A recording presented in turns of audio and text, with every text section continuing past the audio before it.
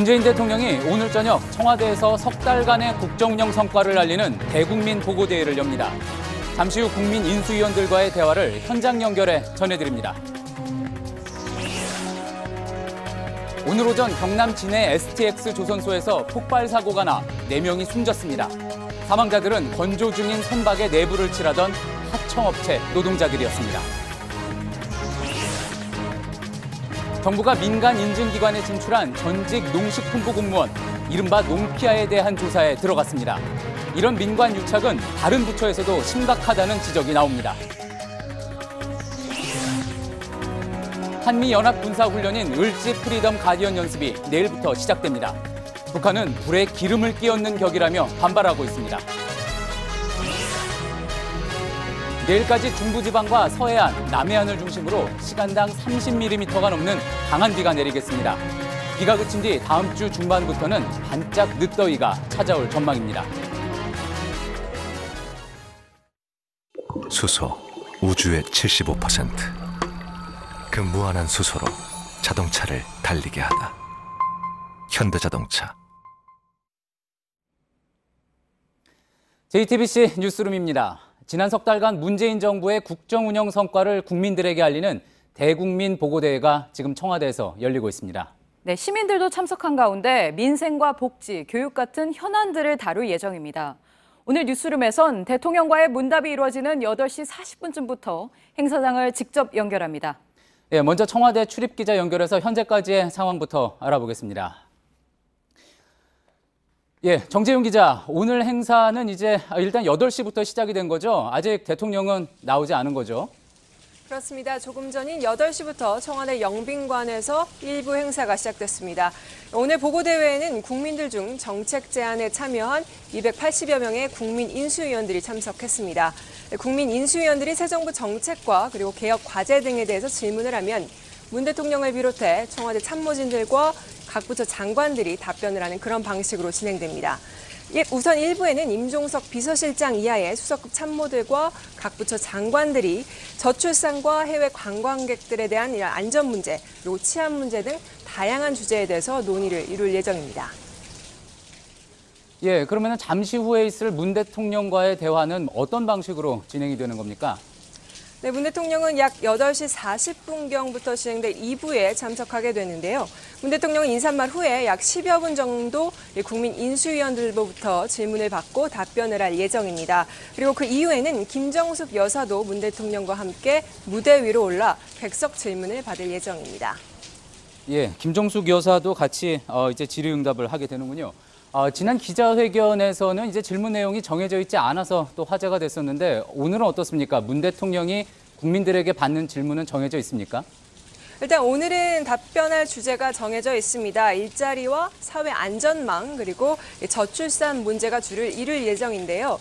문 대통령이 받는 질문은 국민 인수위에 접수된 의견과 질문 중 가장 많은 것으로 선정이 된 겁니다.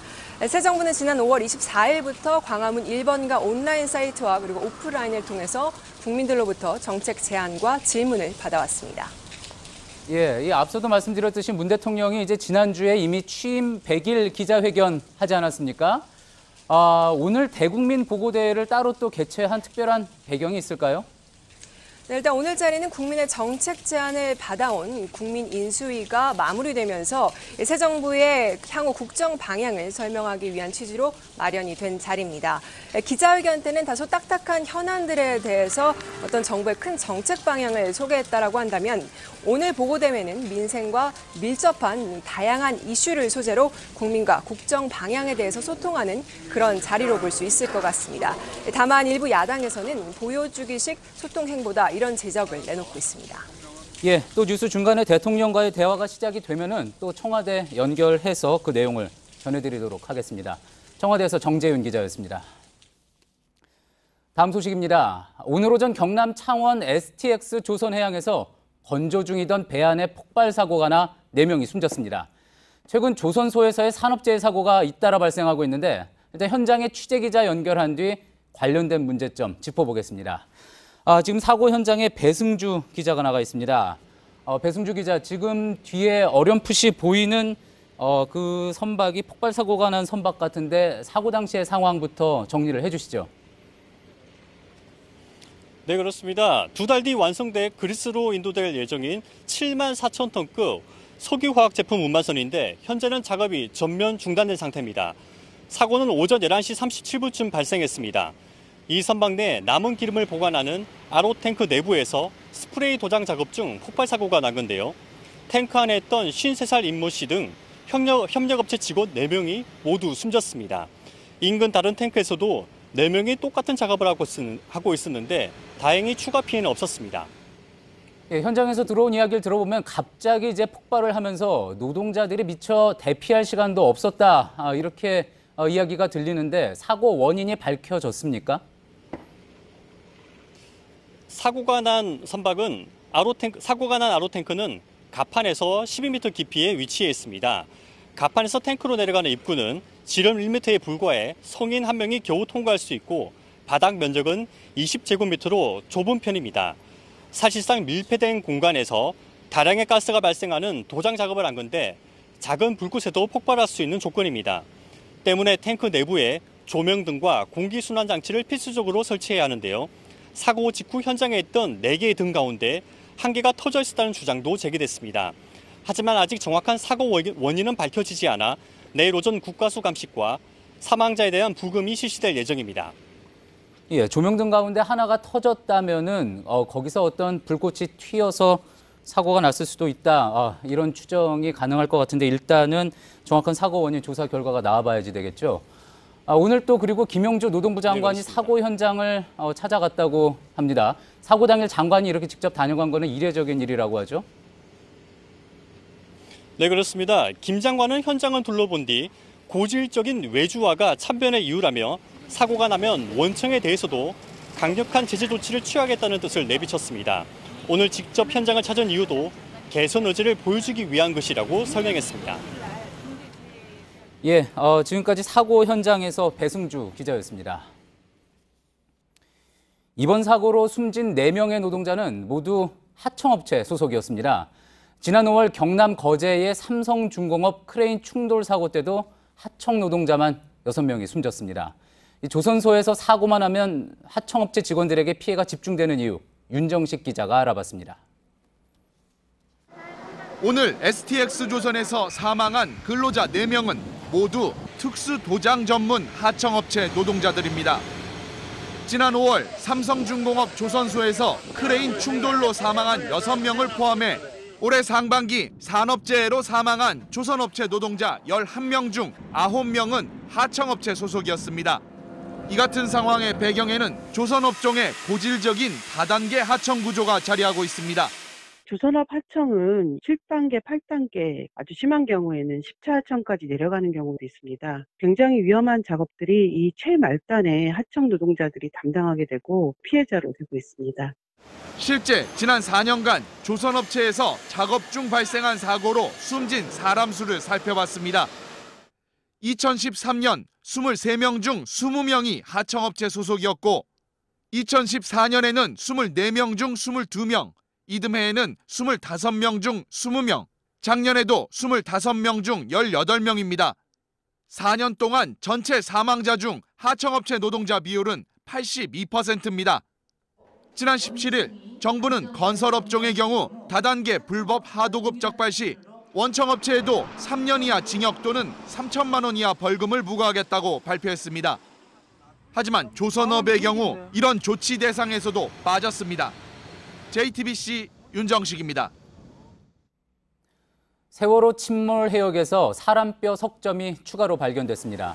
세월호 현장수습본부는 어제 침몰 해역에서 퍼올린 진흙분리 작업 도중 수습된 뼈 석점이 사람뼈로 확인됐다고 밝혔습니다. 이로써 지난 16일 2차 수중 수색에 착수한 이후 오늘까지 발견된 사람뼈는 총 9점으로 늘었습니다. 해양수산부는 추가로 발견한 유해를 국립과학수사연구원으로 보내 DNA 검사를 실시할 예정입니다. 예, 정부의 이번 산란계 농가 전수조사에서 친환경 인증을 받은 농장 가운데 부적합 판정을 받은 곳이 31곳입니다. 이 중 상당수는 전직 농식품부 공무원들이 퇴직 후에 취업을 했거나 또 직접 세운 민간업체로부터 친환경 인증을 받은 걸로 나타났습니다. 이른바 농피아라고 하죠. 이들은 전문성을 살린 걸까요? 아니면은 민관 유착을 키운 걸까요? 정부가 이번 살충제 달걀 사태의 수습책 중 하나로 이들 농피아에 대한 조사에 들어갔습니다.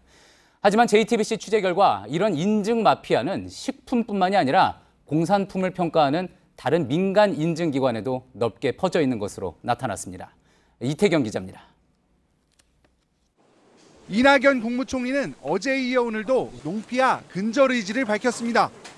이 총리는 비공개로 진행된 간부회의에서 먹거리로 장난하는 일은 끝장내라는 것이 국민의 요구라며 소극 행정이나 유착 같은 농정의 적폐를 이번 기회에 꼭 청산해야 한다고 강조했습니다. 농식품부에 따르면 친환경 인증 민간기관의 인증심사 직원 중 13%가 농식품부 퇴직 공무원입니다. 특히 이들 기관 중에는 소규모 영농법인이나 대학 산학협력단처럼 공직자 재취업 심사도 받지 않은 기관이 상당수입니다. 퇴직 공무원들이 별다른 절차 없이 민간 인증기관에 갈 수 있었던 이유입니다. 이들은 전문성을 내세워 민간기관 CEO나 임원으로 재취업했지만 친환경 인증을 남발하는데 동조 내지 방조했다는 비판을 받습니다. 견제 장치가 작동하지 않다 보니 인증 대행업체 직원이 자신이 키운 농작물을 직접 인증하는 셀프 인증 같은 도덕적 해이도 벌어지고 있습니다. 이런 인증 마피아는 화학융합시험연구원, 건설생활환경시험연구원 같은 공산품을 인증하는 민간기관에도 퍼져 있습니다. 기계, 전기, 건설, 어린이용품 등에서 KS 마크를 발급하는 9곳의 민간인증기관 중 7곳은 산업통상자원부, 1곳은 행정자치부 출신이 수장을 맡고 있습니다. 기업들 사이에선 이들 기관으로부터 비슷비슷한 인증 대여섯 개를 중복해서 받아야 해 제품 출시가 늦어지고 불필요한 비용도 지출해야 한다는 불만이 나옵니다. 인증 마피아의 폐해를 막으려면 퇴직공직자 재취업 심사 대상을 확대하고 엄격한 이해상충 방지 기준도 만들어야 한다는 지적입니다. JTBC 이태경입니다. 예, 그동안 한 번도 제대로 눈여겨보지 않았던 달걀 껍질에 있는 생산자 정보, 난가 코드라고 하죠. 이제는 이걸 모르는 소비자가 없을 정도가 됐습니다. 하지만 표기 방식이 복잡하거나 정작 필요한 정보는 그 안에 없다는 지적이 나오는데 경제산업부 이주찬 기자와 함께 뭐가 문제인지 짚어보겠습니다. 자, 이주찬 기자, 네. 사실 달걀 살 때 깨졌나 안 깨졌나 이 정도 확인하는 것도 귀찮아서 잘 안 하는 경우가 많은데 자, 이제는 난가 코드까지 확인해야 되는 그런 상황이 됐습니다. 네, 맞습니다. 먼저 흥미로운 영상 하나를 함께 보시겠습니다. 예. 한 여성이 계란 판매대에 있는 포장지에 휴대전화를 가까이 대자 산란계 사육 환경이 애니메이션으로 나타납니다. 예. 호주의 한 애플리케이션 회사가 개발한 앱인데요. 유럽과 선진국 등 이 산란계의 사육 환경이 계란 등급의 중요한 기준으로 보고 있습니다. IT 강국인 우리도 이런 애플리케이션으로 간단한 계란의 정보를 직관적으로 볼 수 있게 하면 좋을 것 같은데 현재는 난수표와 같은 숫자와 문자를 열거해 놓은 방식입니다. 예, 이게 지금 호주의 장면이라는 거죠. 호주 소비자들은 네네. 스마트폰을 통해서 생산지, 달걀 생산지를 알 수 있다 이런 모습인데 자, 현재 우리나라도 난가 코드로 이제 생산지에 대한 정보를 알 수 있다고는 하지만 그 안에서 이제 충분한 정보를 얻을 수가 없다, 힘들다 이런 거잖아요. 네, 그렇습니다. 지금 화면에서 보시게 되면 왼쪽에 있는 게 일반 계란입니다. 앞에 예. 두 자리는 지역 번호이고요. 뒤에는 농장 이름이나 농장주의 이름 등으로 표시를 합니다. 예. 근데 생산자 정보 외에는 이제 없는 것이죠. 아무 정보도. 예. 오른쪽에 있는 것이 이제 등급란인데요. 등급란은 일종의 프리미엄 계란입니다. 지금 마트에 가보면 대형마트에 보면 1등급란, 2등급란 이렇게 예, 있던데 그렇습니다. 저거는 또 뭐 친환경 인증 같은 거하고는 또 다른 겁니까? 별개로 까다로운 절차에 의해서 등급을 맺는 예. 계란인데요. 이제 판정이란 글씨와 함께 지역 번호, 생산자 번호, 농장주의 닭 분류 번호, 집화장 코드, 등급 판정 일자 등 보다 이제 많은 정보가 담겨 있긴 합니다. 예, 한눈에 봐도 일반란과 등급란에 적혀 있는 난가 코드가 다르군요. 그렇습니다. 하지만 이런 계란은 전체 계란의 7.6%에 불과한 데다 보시는 바와 같이 이해하기 어려운 난수표와 같다 이런 예. 지적이 나오고 있습니다. 또 이번 전수조사 결과 과정에서 보면 서로 다른 농장이 같은 코드를 쓰거나 아예 코드가 없는 계란도 나타나서 소비자들이 혼선을 겪고 있습니다. 예, 그나마도 적혀 있는 난가 코드가 정확하지가 않다. 그렇습니다. 그런 이야기 보면은 결국은 어떤 식으로든지 개선이 필요할 텐데 이 부분에 대해서 정부가 내놓고 있는 대책이 있습니까? 예, 농식품은 계란에도 이제 바코드를 부여하거나 예. 생산 정보뿐만 아니라 이제 유통 과정도 추적할 수 있게 해서 축산물 이력 관리 체계를 2019년 조기 도입하겠다 이런 입장이고요. 예. 그런데 이제 전문가들은 이와 함께 이제 복잡한 유통 구조를 개선하고 ICT 인프라를 활용해서 스마트폰, QR코드 등 보다 소비자 친화적인 방식의 대안들을 내놓을 필요가 있다 이렇게 지적하고 있습니다. 그렇군요. 2019년까지 축산물 이력 관리제가 도입된다고 하면은 아직 2년이나 또 남았는데 좀 더 빠른 어떤 소비자들이 안심할 수 있는 조치가 필요하겠습니다. 경제산업부 이주찬 기자였습니다.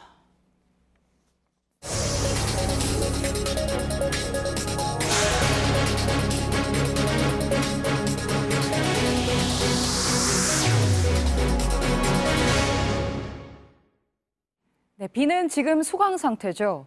하지만 내일까지 일부 지역에는 시간당 30mm가 넘는 비가 오겠습니다. 비가 그치고 나면 늦더위가 찾아올 것으로 보입니다. 김진일 기자입니다. 폭우에 하천물이 갑자기 불어나자 하천 한가운데서 캠핑을 하던 남녀 2명이 고립됐습니다. 구조대는 고립된 지역까지 접근하기 어렵다고 판단해 하천 위를 지나는 고속도로에 크레인을 설치해 고립된 야영객 2명을 도로 위로 끌어올렸습니다. 오늘 새벽 강원도 홍천에선 1000톤 무게의 돌과 흙이 도로 위로 쏟아져 내렸습니다. 다행히 당시 도로를 지나는 차들이 없어 피해는 없었습니다. 밤사이 서울을 비롯한 중부 지역과 전남 지역을 중심으로 많은 비가 쏟아졌습니다. 오후 들어 잠시 소강 상태를 보이기도 했지만 밤부터 다시 비가 강해지겠습니다. 현재 동아시아를 동서로 길게 가로지르는 저기압대가 느리게 움직이고 있습니다. 이 때문에 며칠째 비가 그쳤다 다시 내리기를 반복하고 있습니다. 내일까지 서울, 경기와 영서, 충남, 남해에는 30에서 80mm, 많은 곳은 120mm 이상의 비가 오겠습니다. 남부지방은 내일 오후부터 비가 점차 그치겠지만 중부지방은 모레 아침까지 계속되겠습니다. 내일 낮 기온은 서울 27도, 대전과 광주, 대구 30도로 오늘과 비슷하거나 조금 높겠습니다. 비가 그친 뒤 다음 주 중반부터는 반짝 늦더위가 찾아올 것으로 기상청은 전망했습니다. JTBC 김지들입니다. 매년 여름이 되면 집중호우로 피해가 많습니다. 심지어 올해는 강도가 더 셉니다. 집중호우는 지리산과 설악산 등의 산사태까지 일으키고 있습니다. 규모도 커지고 있는데 왜 그런 건지 박소연 기자가 취재했습니다. 해발 1736m의 지리산 천왕봉 부근입니다. 누군가 핥히고 간 듯 산림 곳곳이 깊게 패였습니다. 2014년에는 울창했습니다. 그런데 이듬해에는 크게 쓸려 내려간 흔적이 뚜렷합니다. 2014년 7월과 8월 사이 대형 산사태가 난 뒤 회복이 안 되는 것으로 추정됩니다. 현재까지 확인된 산사태 피해 규모만 4만 제곱미터에 이릅니다. 설악산 대청봉 부근도 마찬가지입니다. 생태경관 보전 지역인 경북 울진 왕피천은 지난달까지 산사태가 이어지고 있는데 복구조차 못하고 있습니다. 녹색연합이 최근 2년 동안 전국 국립공원 등 13곳에서 파악한 산사태 규모만 16만 2,400여 제곱미터에 이릅니다. 축구장의 22배가 넘습니다. 짧은 시간 동안 많은 양의 비가 쏟아지는 집중호우가 원인입니다. 고산 지역에 비구름이 집중되면서 산 아래보다는 산 위쪽이 오히려 산사태 피해가 집중되고 있는 그런 상태입니다. 특히 높은 곳에는 뿌리를 깊게 내리지 않는 나무들이 주로 서식하고 있는 특성 때문에 피해가 커졌습니다. 하지만 정부는 전국 국립공원에서 발생한 산사태 피해 규모조차 파악하지 못하고 있습니다. JTBC 박소연입니다. 한미연합훈련인 을지 프리덤 가디언 연습이 내일 시작됩니다. 북한은 불에 기름을 끼얹는 격이라며 강하게 반발했습니다. 이번 훈련 기간에 북한이 추가 도발할지 여부가 변수가 될 것으로 보입니다. 이지은 기자입니다. 지난해 북한은 을지 프리덤 가디언 UFG 연습이 시작된 지 이틀 만에 잠수함 발사 탄도미사일 SLBM 한 발을 기습적으로 시험 발사했습니다. SLBM 시험 발사는 정권 수립 기념일인 9월 9일 5차 핵실험으로 이어졌습니다. 올해 역시 북한이 추가 도발할 가능성은 작지 않습니다. 당장 오늘도 노동신문을 통해 을지 프리덤 가디언 연습이 불에 기름을 끼얹는 격으로 한반도 정세를 더욱 악화시키게 될 것이라고 주장했습니다. 하지만 이번 연습 땐 참가하는 미군 병력이 지난해보다 30% 줄어들고 미국 전략무기의 한반도 전개 계획이 아직까지 공개되지 않고 있어 북한이 추가 도발을 자제하고 미국과의 대화를 모색할 가능성도 배제할 수 없습니다. 이런 가운데 미국의 해리 해리스 태평양 사령관과 대륙간 탄도미사일과 전략 폭격기 등을 운영하는 존 하이텐 전략 사령관 등 미군 고위 관계자들이 오늘 방한했습니다. 해리스 사령관은 송영무 국방부 장관과 만나 언제라도 싸울 수 있는 대비 태세를 유지하고 있다고 강조하며 북한의 위협에 대비한 군사적 대응 방안을 협의했습니다. 이들은 내일부터 시작되는 UFG 연습을 직접 참관하며 한미 양국군 장병들을 격려할 예정입니다. JTBC 이지은입니다. IMF 구제금융 당시 쓰러져가는 기업들을 살리기 위해 공적 자금이 투입됐습니다.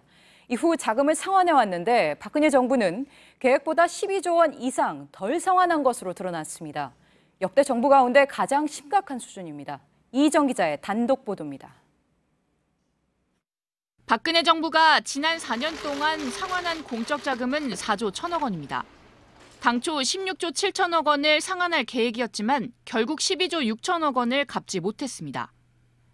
노무현 정부 때 상환하지 못한 4조 2천억 원, 이명박 정부 때 2조 9천억 원과 비교하면 가장 심각한 상황인 겁니다. 상환 달성률도 박근혜 정부는 24.8%밖에 안 돼 노무현, 이명박 정부에 비해 크게 떨어집니다. 특히 박근혜 정부는 2013년과 2014년에는 정부 예산에 상환 계획을 아예 편성하지도 않았습니다. 대신 정부의 주력 사업 예산 편성을 늘린 겁니다. 사실상 상환할 의지가 없었다고 볼 수 있습니다. 이 부담이 차기 정부의 재정 부담으로 가중되어 가지고 어려운 경제 여건과 함께 아마도 빚더미로서 부담을 줄 것 같습니다.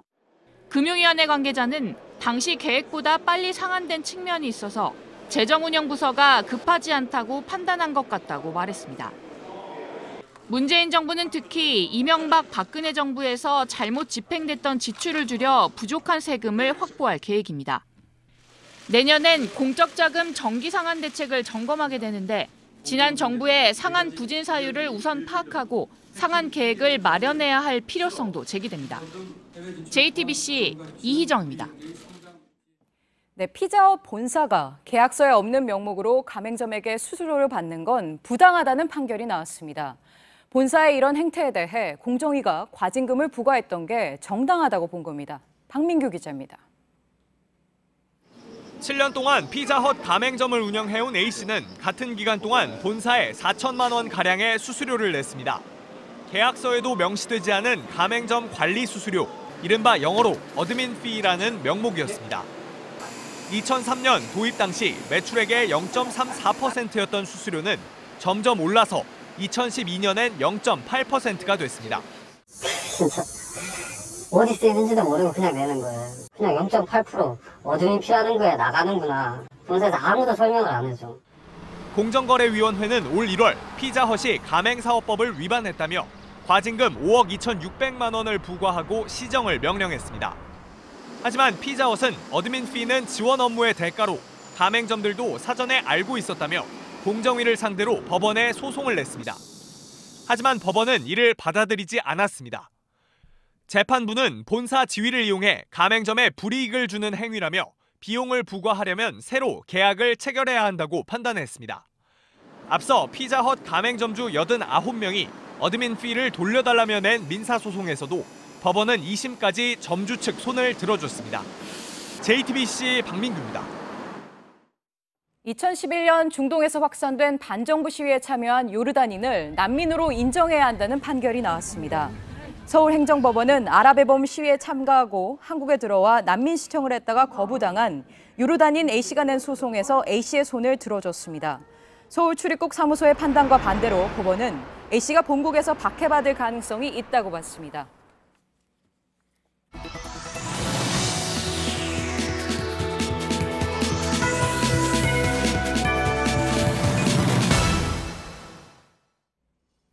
예, 제주도에서 배로 15분 떨어진 곳에 우도라고 있죠. 네.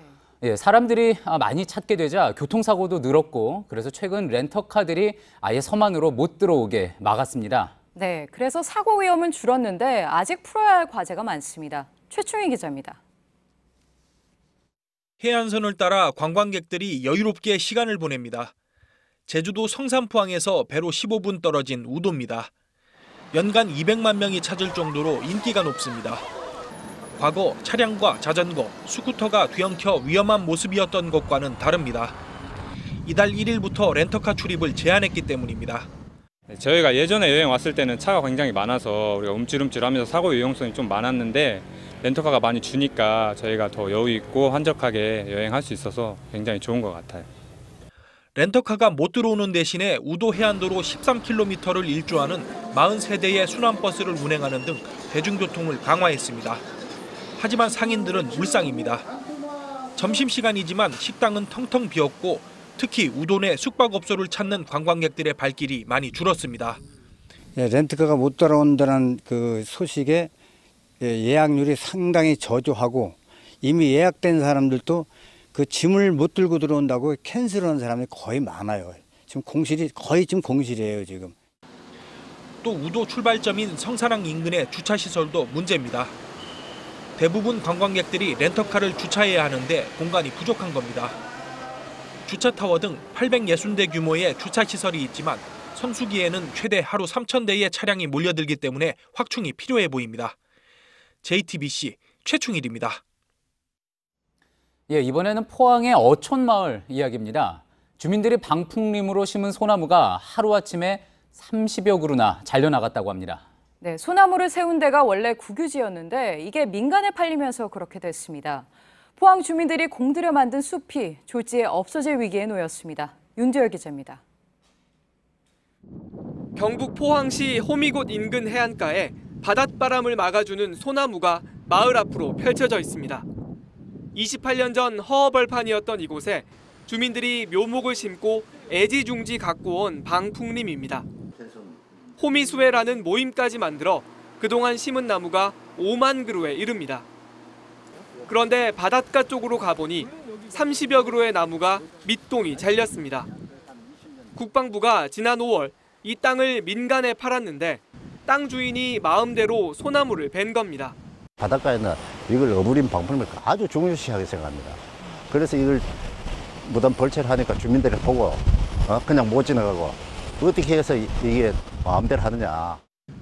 해당 지자체는 신고 없이 나무를 자른 것으로 확인했다며 산림법 위반으로 처리하겠다고 밝혔습니다. 하지만 앞으로가 문제입니다. 해당 토지는 지목 변경이 쉬운 잡종지여서 건축 허가를 받은 뒤 벌목 신고를 하면 불허할 명분이 별로 없기 때문입니다. 건축 신고나 허가에 적합하다고 판단해서 그런 허가가 나게 되면은 그 위에 거는 같이 허가가 되는 거죠. 주민들이 30여 년에 걸쳐 가꾼 푸른 숲이 다시 허허벌판으로 변할 위기에 놓였습니다. JTBC 윤두열입니다. 오늘의 뉴스 브리핑입니다. 국정원이 민간인 댓글 부대인 사이버 외곽팀의 팀장을 맡았던 민간인 30명에 대해 이번 주 검찰에 수사 의뢰할 방침입니다. 국정원 적백천산 TF 조사 결과 원세훈 전 원장 시절 운영된 외곽팀 30개에는 국정원 퇴직자 모임인 양지회와 이명박 전 대통령 지지단체 회원 등이 포함돼 있었습니다. 투기 과열지구로 지정된 서울과 과천, 세종에서 이르면 22일부터 LTV와 DTI가 일괄적으로 40%까지만 적용돼 주택대출 한도가 줄어듭니다. 또 투기 지역에선 주택담보대출을 세대당 한 건만 받을 수 있게 됩니다. 해병대가 울릉도와 독도에서 발생할 수 있는 우발 상황에 대비해 지난 18일부터 첫 중대급 전개훈련을 하고 있습니다. 이번 훈련은 울릉도를 거점으로 유사시 독도까지 신속하게 병력을 전개하는 게 목표입니다. 일본 히로시마에 투하된 원자폭탄의 부품을 나른 뒤 어뢰에 맞아 침몰한 미 해군 순양함이 72년 만에 발견됐습니다.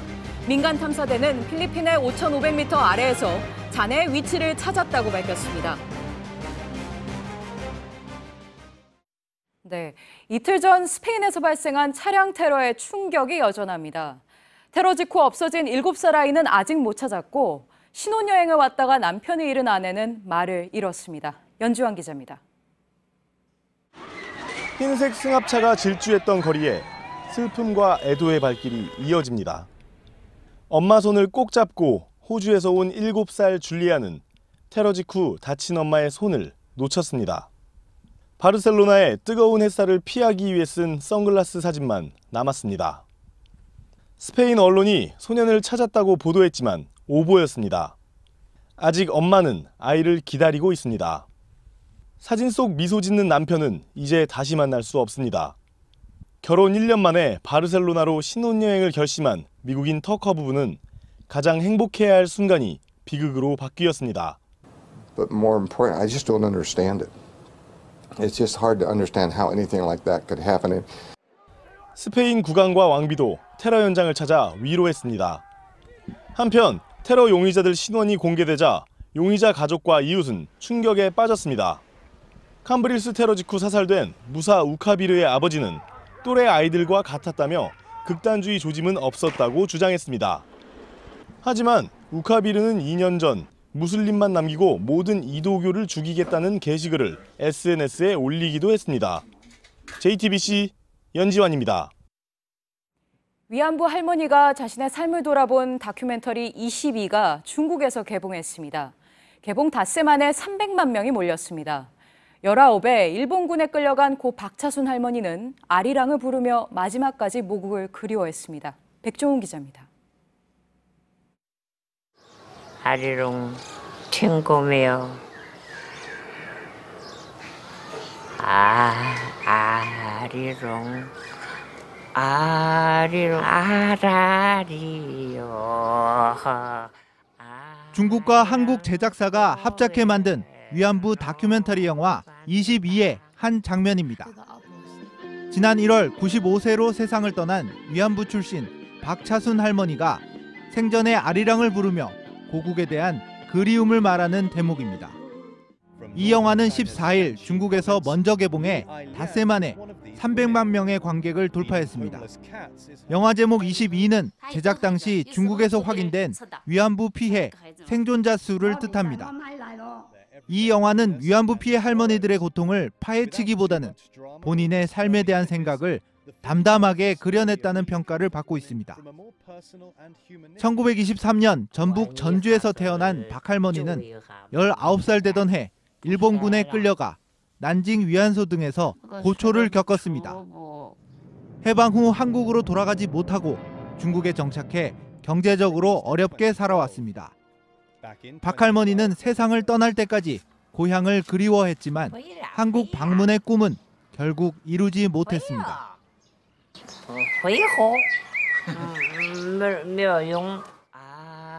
구슬픈 할머니의 아리랑 가락이 관객의 가슴을 울리고 있습니다. JTBC 백종훈입니다. 네, 5.18 민주화 운동을 그린 영화 택시 운전사가 오늘로 누적 관객 1,000만 명을 넘어섰습니다. 올해 개봉한 영화 가운데 처음입니다. 권근영 기자입니다. 너무 눈물 나가지고 막 가슴이 찡찡하고. 개봉할 때 꼭 봐야겠다라는 생각을 해서 보게 됐고요. 영화 택시 운전사가 올해 첫 1,000만 영화가 됐습니다. 한국 영화로는 15번째고 해방 후 현대사를 소재로 한 영화로는 국제시장과 태극기 휘날리며 변호인, 실미도에 이어 5번째입니다. 1980년 5월 독일 기자를 태우고 광주에 간 택시 운전사. 우연히 역사의 한복판에 서게 된 소시민의 각성과 변화가 관객들의 공감을 불러일으켰습니다. 관객이 스스로 자신이라고 느낄 수 있는 캐릭터였으면 좋겠다. 1980년 광주의 진실을 세계에 알린 영화의 실제 주인공 독일 기자 위르겐 힌츠페터는 지난해 세상을 떴습니다. 그의 유지에 따라 유해 일부가 광주 5.18 묘지에 묻혔습니다. 부인 브람슈테트는 한 나라의 역사가 잊히는 것을 원치 않아서 남편이 생전에 영화 제작을 허락했다고 전했습니다. 아픈 역사에 진정성 있게 공감하면서 감동과 재미를 동시에 전한 것이 올해 첫 1,000만 영화의 흥행 비결입니다. JTBC 권근영입니다. 네, 축구 대표팀은 러시아 월드컵 최종 예선 소집을 앞두고 있죠. 대표팀 선수들은 자신들이 뛰는 국내외 리그에서도 활약하고 있습니다. 월드컵 9회 연속 진출도 기대해 볼 만한 기세입니다. 강신우 기자입니다. 프랑스 프로축구 리그앙 디종과 스타드 렌의 경기. 디종 공격수의 회심의 슛이 골키퍼 선방에 막히지만 권창훈이 감각적인 헤딩으로 골을 만듭니다. 신태용호에 발탁된 권창훈이 프랑스 진출 7개월 만에 첫 골을 넣었습니다. 권창훈은 지난해 리우올림픽에서 팀의 주축으로 8강 진출을 이끌었지만 이후 부상으로 주춤했습니다. 오늘 골로 1년 만에 합류한 월드컵 대표팀의 전망을 밝혔습니다. 앞서 독일 분데스리가 아우크스부르크의 구자철도 개막전에 풀타임 출전하며 건재함을 과시했습니다. 유럽파 못지않게 국내파 대표팀 선수들도 만점 활약을 선보였습니다. 어제 열린 K리그 전북과 광주전에서 전북의 김신욱과 김민재가 한 골씩을 넣은 가운데 대표팀 맏형 이동국과 미드필더 이재성은 도움 하나씩을 추가하며 팀의 K리그 클래식 최초 100승을 이끌었습니다. 수원과 강원전에선 수원 김민우가 영기훈의 도움을 받아 시즌 6호 골을 성공시켰습니다. 이달 말 이란과 결전을 앞둔 신태용호 월드컵 대표팀은 내일 K리거를 소집해 훈련에 돌입합니다. 이달 28일엔 기성용, 손흥민 등 유럽파 선수들이 합류합니다. JTBC 강신호입니다.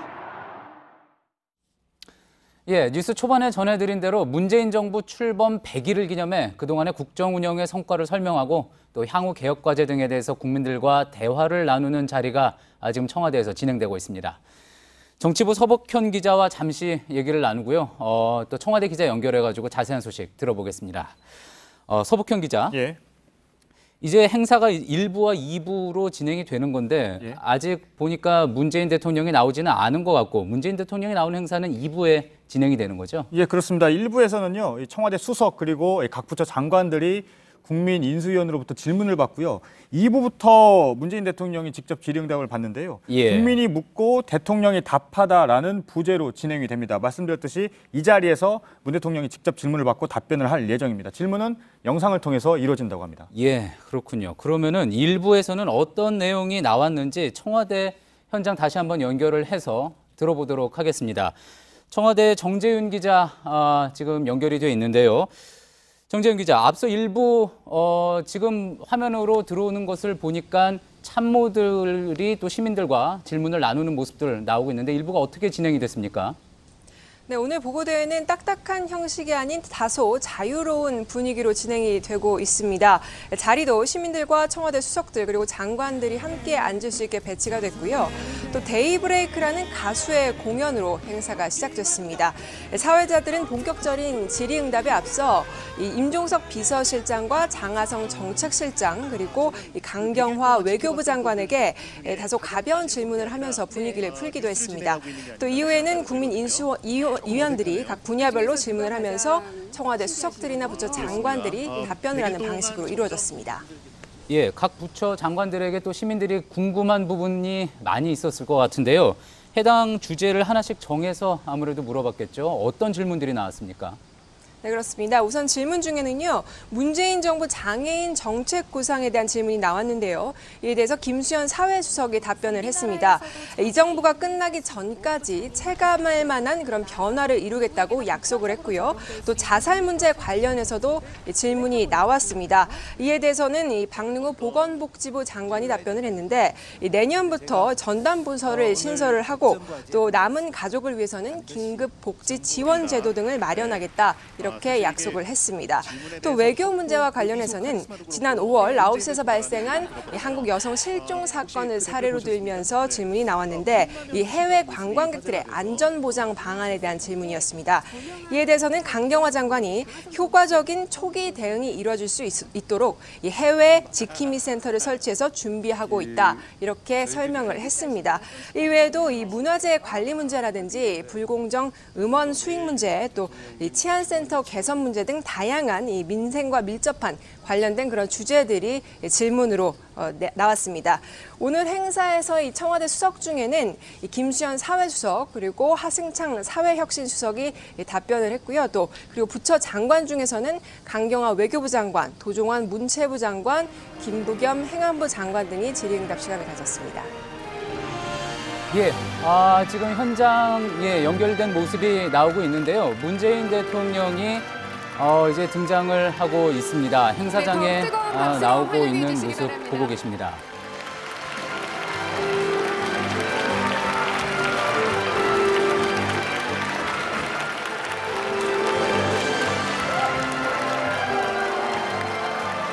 예, 지금 문재인 대통령이 행사장에 나왔고요. 아마 또 이제 잠시 후 시민들과 국민인수위원으로 구성된 시민들과 이야기를 나눌 것 같습니다.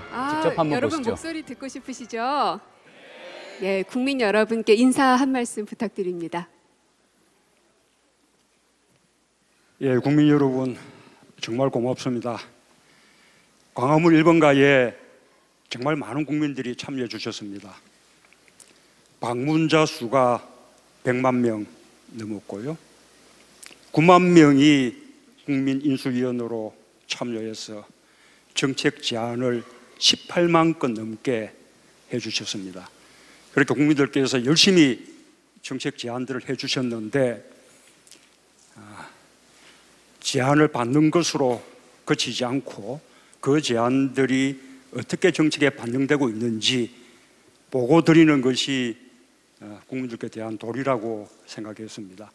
아마 먼저 우리 장관들 그리고 또 수석들이 보고들을 들었을 텐데 괜찮게 들으셨는지 모르겠습니다. 다시 한번 감사드립니다.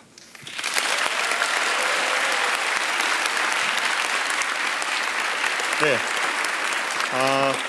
문재인 대통령께서도 광화문 1번가에 직접 또 정책을 제안하셨다고 들었거든요. 어떤 걸 해주셨는지요? 그 정책을 제안한 것은 아니고요. 지금 이 대한민국을 정말 공정한 나라로 만들어야겠다라는 것이 시대적인 과제이기 때문에 지금까지 만연해 있었던 불공정 사례들을 국민들로부터 신고받는 창구를 광화문 1번가에 마련하면 좋겠다라는 제안을 드렸습니다. 그에 따라서 광화문 1번가에서 불공정 사례를 접수하는 신고받는 특별기관을 설정을 했는데 거기도 많은 분들이 불공정 사례들을 신고를 해주셨고요. 그 신고한 사항들 가운데 바로 해결이 가능한 그런 사항들은 정부 부처에다 넘겨서 해결하도록 했고 제도 개선이나 정책에 반영해야 될 그런 부분들은 지금 정책을 만들고 있습니다. 우리 김상조 공정거래위원장이 이미 발표한 정책 속에 반영된 부분들도 있습니다. 앞으로 우리 대한민국을 공정한 나라, 정의로운 나라 만드는 데 더 노력하겠습니다. 감사합니다. 그야말로 억울한 국민이 없는 나라, 그리고 모두가 좀 웃으면서 행복할 수 있는 나라 모두 다 바라실 텐데요. 오늘 각 부처에서 오신 장관 또 수석님들께서 질문에 성심껏 답변을 잘 해주셨습니다.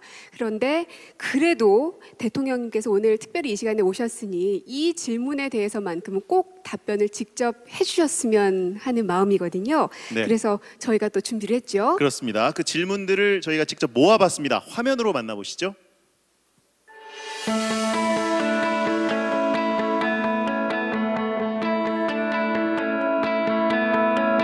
일자리는 좋은 일자리, 그리고 청년들에게 더 많은 곳에서 일할 수 있는 이런 일자리가 필요하다고 생각합니다. 좋은 사람은 영원할 순 없지만 좋은 제도는 영원할 수 있을 거라 생각합니다. 80이 넘은 나이에도 좀 먹고 살게 해달라. 실패의 사회적 비용이 더 작아서 재밌는 시도들이 많이 일어나는 사회가 됐으면 좋겠습니다.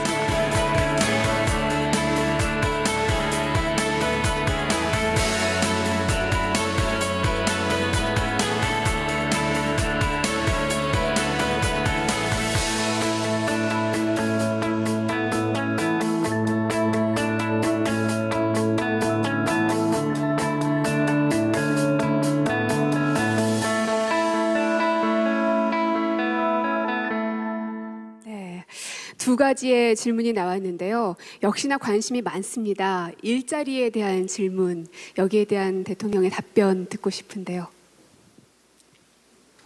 지금 제 집무실에 일자리 현황판이 설치되어 있습니다. 매달 업그레이드가 되기 때문에 지금은 올해 7월 달 현재의 일자리 상황이 나타나고 있습니다. 작년 7월하고 비교하면 올해 7월에 우리 고용률이 0.5% 늘었습니다. 그리고 취업자 수도 31만 3천 명이 늘었습니다. 그래서 고용률과 취업자 수만 보면 최근 한 20년 동안에 지금 사상 최고입니다. 그런데 내용을 들여다보면 그런 가운데서도 비정규직 비율이 작년 7월보다 더 늘었고 또 청년 취업자 수는 오히려 2만 명이 줄어서 청년 실업률이 0.1% 높아졌습니다. 그러니 고용은 늘었지만 주로 50대 이상 비정규직 일자리가 늘었고 청년들이 취업할 만한 좋은 일자리는 늘지 않았을 뿐만 아니라 오히려 줄어들었다라는 것을 보여주는 것입니다. 그래서 좋은 일자리 많이 만들기는 우리 문재인 정부의 가장 중요한 국정 목표가 되고 있습니다. 이에 대해서 일부 반대하는 분들은 일자리 만드는데 국민 세금을 쓴다는 게 합당한 것이냐 이렇게 말씀하시는 분들이 있습니다. 그러나 좋은 일자리 만들기는 청년들에게 희망을 주는 일뿐만 아니라 세금 더 많이 내고 또 소비하는 사람들을 늘리는 길이거든요. 그것을 통해서 경제가 성장하는 거죠. 그리고 지금 심각한 저출산 고령화 문제에 대한 해법이기도 합니다. 그래서 국민 세금을 일자리 만드는 데 쓰는 것은 세금을 가장 보람 있게 사용하는 것이다 라는 말씀을 드리고 싶고요. 하나만 더 말씀드리면 국민 세금으로 공공부문 일자리를 만들면 당장은 일자리가 늘겠지만 두고두고 세금의 부담이 느는 거 아니냐 이렇게 또 반대하는 분들도 있습니다.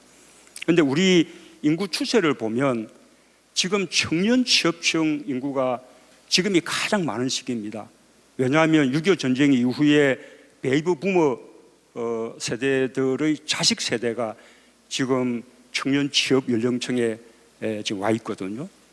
근데 이 추세가 2022년까지는 계속되지만 그 다음부터는 5년마다 100만 명이 줄어들 정도로 급속도로 줄어듭니다. 게다가 베이비 부머 세대들이 모두 다 직장에서 은퇴를 하게 되죠. 그럼 그 이후에는 청년 일자리가 걱정이 아니라 오히려 노동력 확보가 걱정인 그런 사회로 변하는 것입니다.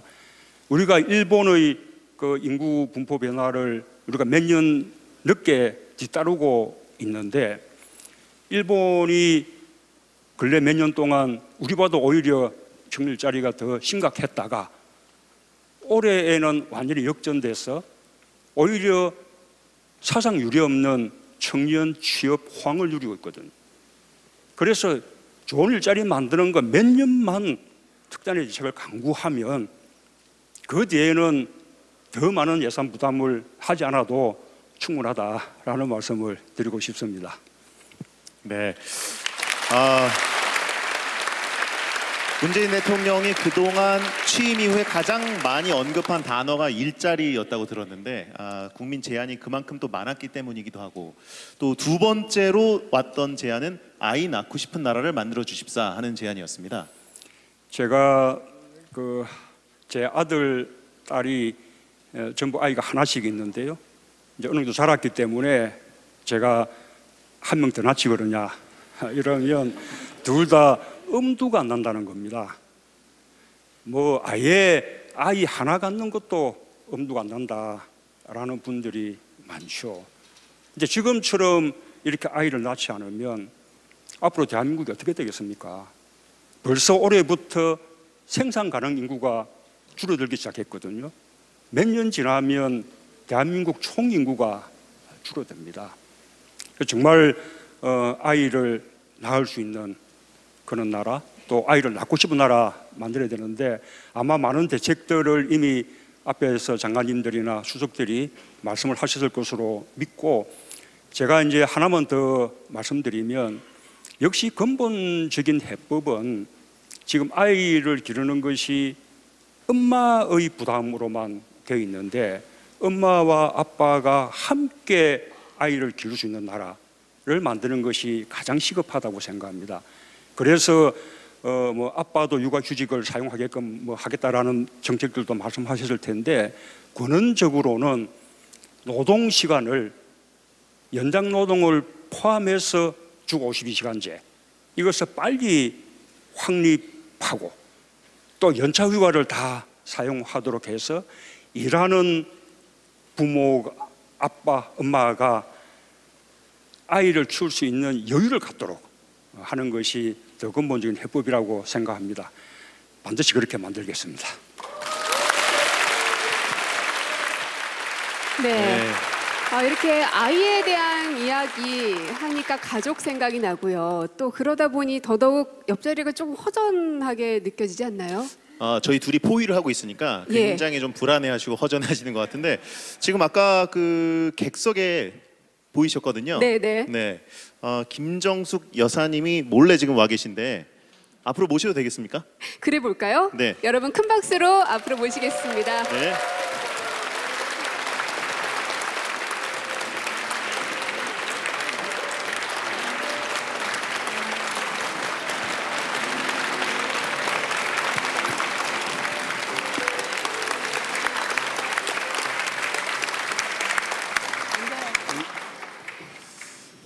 이렇게 안녕하세요. 불러도 될지 모르겠는데 그 인터넷에는 이니와 쑥이라고 하더라고요. 참 두 분이 같이 계시니까 보기 좋습니다. 취임 100일을 맞은 기분이 어떠신지 궁금합니다. 글쎄요, 벌써 100일이 됐다고 그러네요. 저는 몇 년 지난 것 같아요. 네. 근데 하여튼 애써주신 청와대 직원 여러분들하고 국민 여러분께 정말로 감사의 마음을 전하고 싶습니다. 네, 고맙습니다. 네.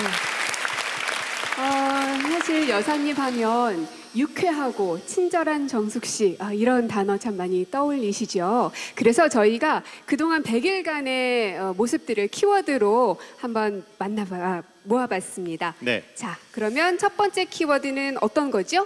함께입니다. 네, 어떤 자. 모습이 나올까요? 함께. 저희가 사진을 좀 준비를 해봤는데 예. 수해복구 현장에서 김정숙 여사가 굉장히 뭐 잘 어울리시네요, 일단. 네. 어떤 중대장처럼 보이기도 하고요. 네, 부대장처럼 보이기도 하는 모습입니다. 그날 좀 힘들진 않으셨어요? 아니요, 그날 하여튼 갑작스럽게 수해가 크게 났기 때문에 한번 가봐야 되겠다라고 생각을 했는데, 그 중에 이장님께서 특별히 이 동의 그러니까 구민들이죠. 그분들의 이제 가재 도구를 먼저 살피시느라고 며칠 동안 자신의 집은 내팽겨쳐 두고 하셨다는 이야기를 듣고, 그게 지도자의 모습이고 그렇게 해야 될 것 같아서 이제 갔는데요. 네. 정말 너무 처참하고 너무나도 수해에 상처가 깊어서 안 할 수가 없었어요. 그것은 피할 수도 없었고, 예, 손이 정말 1000개가 있었으면은 1000개 가지고도 다 해야 될 그런 상황이었습니다. 네. 사실은 그때 손이 많이 아프셔서 결국 나중에는 이렇게 끈으로 묶어가면서까지 이제 봉사를 하시면서 또 많은 분들께서 또 감동을 하기도 하셨었죠. 네, 저는 김정숙 여사님의 어떤 그 뉴스들을 보면은 키워드가 이게 있더라고요. 김정숙 띄고 뒤늦게 하면은 나오는 뉴스들이 상당히 많았습니다. 여러분도 한 번씩 꼭 보시면 좋겠습니다. 네, 어리둥절하시는 분들이 많네요. 네, 그게 뭘까요? 네, 저만 알고 있었네요. 예, 알겠습니다. 네, 뒤늦게 알려진 뉴스들, 뒤늦게 화제가 된 뉴스들이 상당히 많이 있었습니다. 네. 네. 그만큼 많은 분들의 마음과 또 삶을 어루만져 주고 싶은 그런 마음이셨지 않을까 싶은 생각이 드는데요. 네. 예. 자, 그러면은 정말 작은 부분들까지 챙기시는 그런 모습들을 여사님을 통해서 우리가 많이 보고 있습니다. 근데 그거 참 궁금해요. 이제 부부이시니까요. 이것만큼은 꼭 하라고 늘 잔소리를 하거나 뭐 이런 쓴소리 뭐 이런 건 없으셨나요? 그런 부분이 사실 궁금하죠. 예, 제가 항상 그러죠. 초심을 잃지 말라고요. 요번에 100일 끝나고 난 다음에 조금 국민들의 평가가 좋아서 조금 느슨해지지 않을까 그런 생각을 해서요.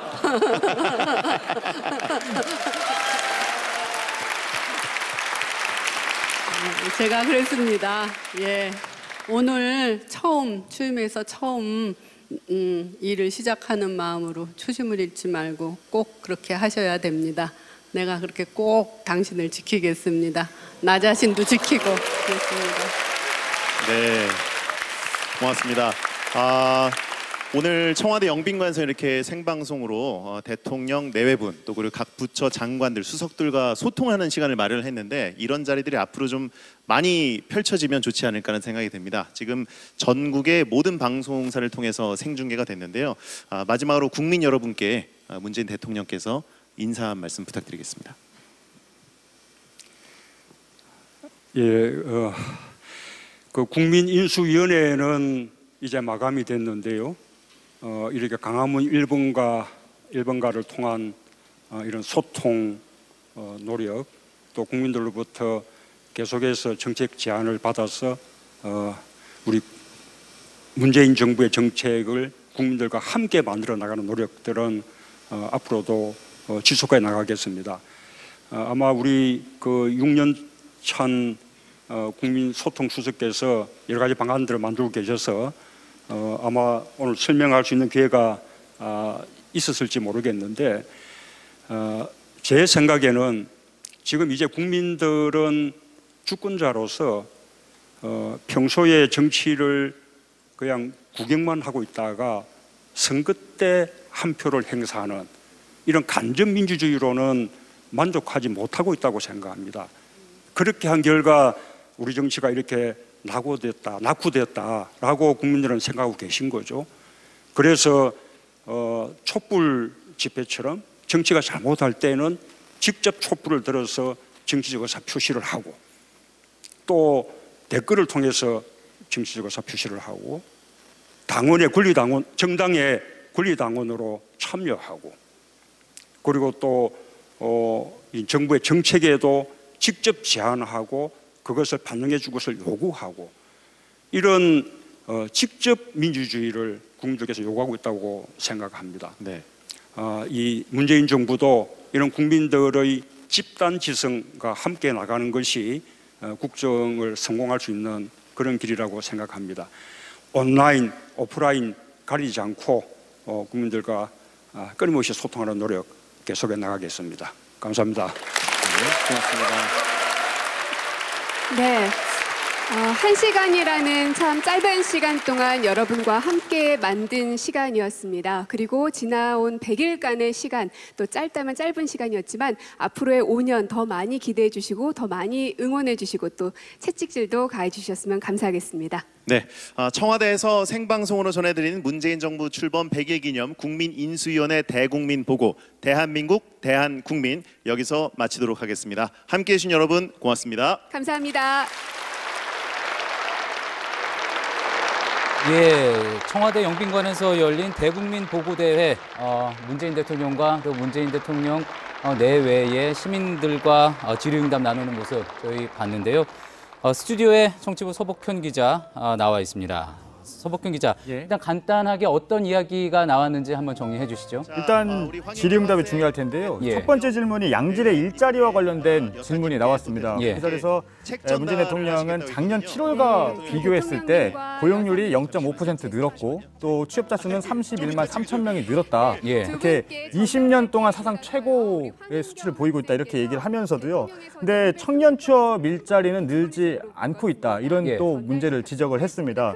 그 대책으로는 이 좋은 일자리를 만드는 것이 국정 운영의 가장 중요한 목표라고 했는데 거기에 대한 비난 여론들이 있거든요. 거기에 대해서 답변을 했는데 첫 번째가 일자리를 만드는데 세금 쓰는 게 합당하냐 이런 비난이 있다. 하지만 이 소비하는 사람을 늘리고 또 경제가 성장하고 이런 부분들이 저출산의 해법이기 때문에 국민 세금을 일자리에 쓰는 것이 가장 보람 있게 쓰는 일이다. 이런 얘기를 했고요. 또 하나는 이 국민 세금으로 공공일자리를 만드는 부분에 대한 비난 여론, 이 부분에 대해서 답변을 했습니다. 그런데 인구 추세를 보면 대부분 세대가 은퇴를 하게 되면 청년 일자리 걱정이 아니라 노동력 확보가 문제이기 때문에 몇 년만 참으면 오히려 예산을 더하지 않아도 충분하다, 이런 얘기가 나왔고요. 저출산 문제는 근본적인 해법은 엄마와 아빠가 같이 아이를 키울 수 있는 제도를 만드는 것이 중요하다. 이 부분에 대해 최선을 다하겠다, 이런 얘기가 나왔습니다. 예, 알겠습니다. 정치부 서복현 기자였습니다. 예, 8월 20일 일요일 JTBC 뉴스룸을 마칩니다. 시청해주신 여러분 고맙습니다.